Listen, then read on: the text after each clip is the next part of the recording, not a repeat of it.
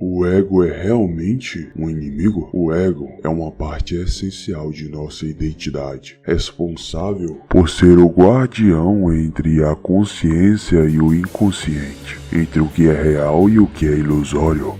Muitas vezes encontramos nosso ego em conflito ou contradito por nossa própria consciência, resultando em um confronto aparentemente interminável entre o que parece certo e o que realmente é certo. No entanto, quando encontramos um equilíbrio, é uma das melhores sensações que alguém pode experimentar. O ego é elevado por meio de uma sensação de validação e crescimento, tanto internamente quanto externamente, com elogios vindos de fora e reconhecimento interno, que leva a um aumento de senso de autoestima. Por outro lado, o ego pode ser destruído ou entorpecido por meio de refutações e preconceitos, como críticas ou condenações externas e autodiálogos depreciativos internos. Isso resulta em uma queda no sentido obsoleto de autoestima. Agora, para abordar a questão de se o ego é nosso inimigo, primeiro devemos considerar se realmente precisamos ter um ego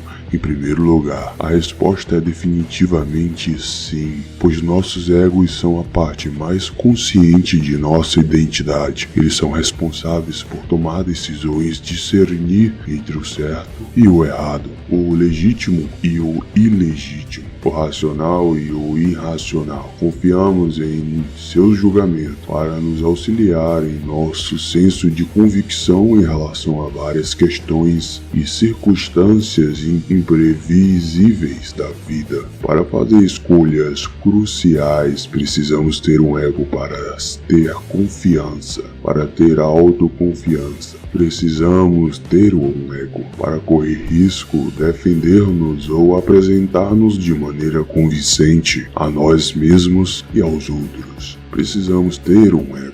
É simplesmente impossível afirmar-se profundamente e convencer a si mesmo e aos outros sem ter um ego. Não podemos negar ou reprimir nossa individualidade de tal forma que acabamos desacreditando de nós mesmos e em nosso próprio trabalho. Evitar constantemente nosso ego e tornar-se excessivamente e desnecessariamente humilde a ponto de começarmos a duvidar de nós mesmos e de nosso próprio trabalho é a pior coisa que podemos fazer por nós mesmos. Nesse ponto, nos tornamos facilmente influenciáveis, convencíveis e manipuláveis por outros, pois não temos uma noção clara de nossa individualidade para nos defendermos. Sei que o argumento contrário pode ser que é delirante nos considerarmos superiores e arrogante demais, mas é importante encontrar um equilíbrio saudável. Ter um ego não significa ser arrogante ou superior aos outros, mas sim ter um senso adequado de autoestima e autoconfiança. É preciso reconhecer e valorizar nossa própria singularidade e contribuição para o mundo, sem menosprezar ou desvalorizar os outros. Em suma, o ego é uma parte essencial de nossa identidade. Não devemos temê-lo ou evitar seu desenvolvimento. Precisamos cultivar um ego saudável para nos fortalecer, tomar decisões assertivas e defender nossas próprias convicções. Para nós,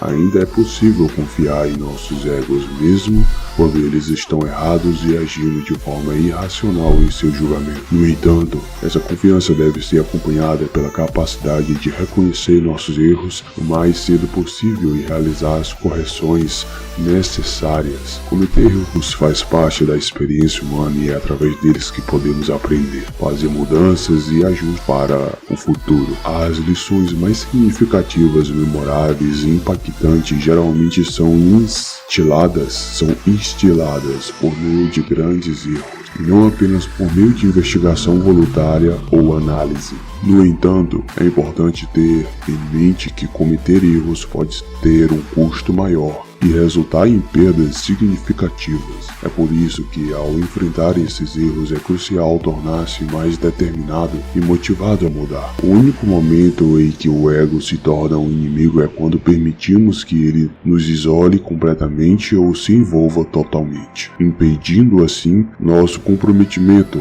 com o desenvolvimento contínuo de nosso caráter. Isso geralmente ocorre quando adotamos uma percepção auto-enganosa em relação à realidade visceral de nossas circunstâncias e demonstramos incapacidade e relutância em considerar outras perspectivas disponíveis. No entanto, é importante destacar que ter um grande ego não é necessariamente uma coisa ruim ou arrogante. Ter um ego saudável e equilibrado não significa ser arrogante, mas sim reconhecer e valorizar nossas habilidades, conhecimentos e potenciais. É uma questão de ter autoconfiança e uma percepção realista de quem somos e do mundo ao nosso redor. Quando mantemos um ego em equilíbrio, somos capazes de enfrentar os desafios de maneira mais aberta e flexível, aprendendo com nossos erros e buscando constantemente o crescimento pessoal. Não é prejudicial nem para o indivíduo nem para os outros, mesmo quando alguém é uma pessoa de grande influência. Para ser completamente honesto, não tenho problema algum com a arrogância, desde que essa arrogância provenha de um lugar de absoluta autenticidade e integridade. A autoproclamação individual de credibilidade e grandeza deve estar conscientemente alinhada com a quantidade de mérito constitucional que a pessoa conquistou, ou pelo menos com suas legítimas tentativas de progredir com lealdade e persistência para alcançar esse mérito. É nesse momento que a pessoa verdadeiramente merece ou é aceitável ser arrogante, pois suas afirmações ousadas estão em perfeita harmonia com suas ações e o corpo de trabalho. As únicas críticas ou condenações que podem surgir dos outros são provenientes de suas próprias inseguranças pessoais, ressentimentos, entre outros fatores, e não têm relação com seu desempenho. Saber se seu ego é um aliado ou um inimigo depende de como ele transformou tremendamente você e suas circunstâncias para melhor. Essa é uma questão que só você pode responder a si mesmo. Obrigado por assistir. Soberania Total.